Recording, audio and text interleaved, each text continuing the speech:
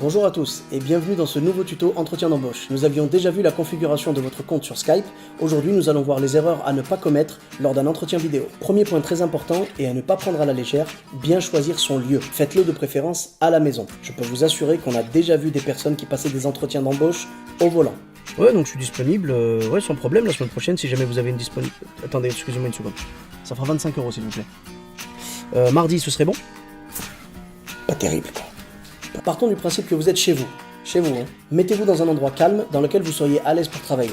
Et bien sûr, on coupe tout ce qui est nuisance sonore. On éteint télé, radio, portable, bébé. Non, le bébé on l'éteint pas, on le nourrit. On évite de choisir un endroit où l'on pourrait entendre la machine à laver, le lave-vaisselle, la chasse d'eau des toilettes. C'est évident. En un mot, évitez tout ce qui pourrait vous déconcentrer.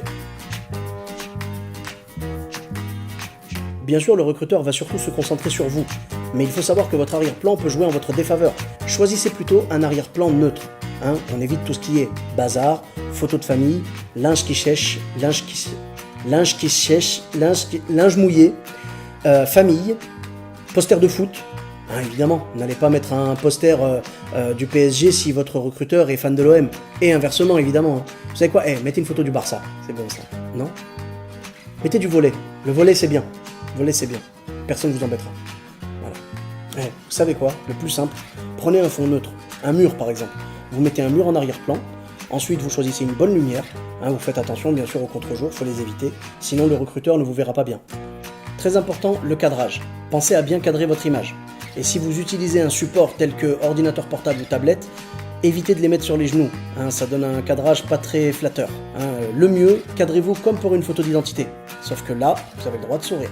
Maintenant que tout cela est prêt, mettez-vous dans les conditions de l'entretien d'embauche. Préparez-vous comme pour un entretien classique. Ne négligez pas votre tenue vestimentaire. N'oubliez pas, ce n'est pas parce que vous êtes chez vous que vous pouvez vous habiller n'importe comment. Votre pyjama Spider-Man fait peut-être rire vos copains, c'est moins sûr que ça fasse rire votre recruteur.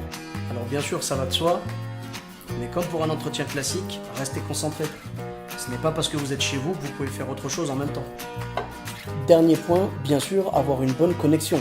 Évitez de télécharger en même temps, essayez d'éviter aussi le wifi du voisin, il faut avoir une connexion stable, sinon on a vite fait de se retrouver interrompu avec le recruteur et c'est pas cool.